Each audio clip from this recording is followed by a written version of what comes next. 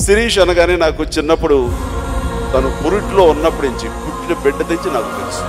చాలా మెచ్యూర్డ్గా ఒక విలక్షణంగా వెళ్ళాలి అంటూ ప్రత్యేకంగా ఆవిష్కరించుకుంటూ తనకు తానుగా ప్రజెంట్ అవ్వాలన్న ప్రయత్నం చేశాడు. అది నిజంగా చాలా హెల్దీ ఆలోచన.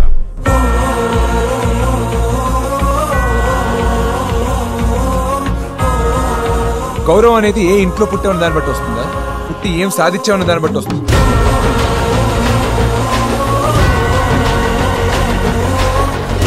Making a mistake is not the problem.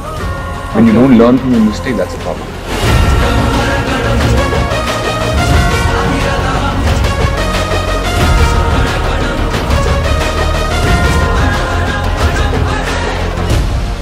ముండి నా కొడక, ఎన్నిసార్లు వస్తావురా?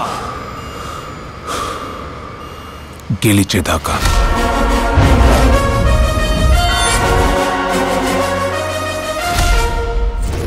Buddy,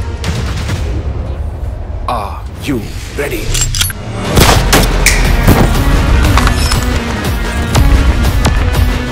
నేను ప్రేమించిన అమ్మాయి ప్రాణాల మీద కొట్టే ఫేట్తో అయినా తెస్తున్న చివరికి చావుతో అయినా పోరాడు.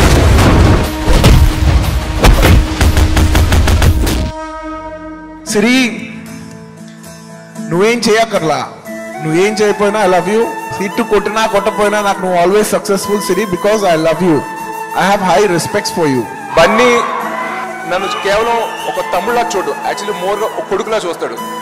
అలాంటి అన్నయ్యకి తమ్ముడుగా పుట్టడం నా అదృష్టం.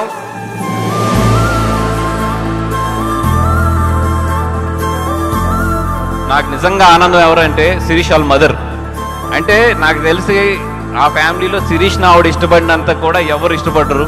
నిజంగానండి, తనంటేనే ఇష్టం. నాకన్నా ఆనందపడేవాడు ఎవడు ఉంటాడు? ఇప్పుడు సక్సెస్ చూస్తూ ఒక స్టార్ గా ఎదుగుతున్న మన శిరీష్.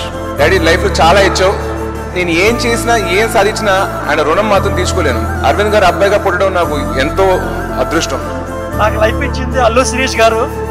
అల్లు శిరీష్ గారు లేకపోతే నేను శ్రేయస్ శ్రీనివాస్ లేడు.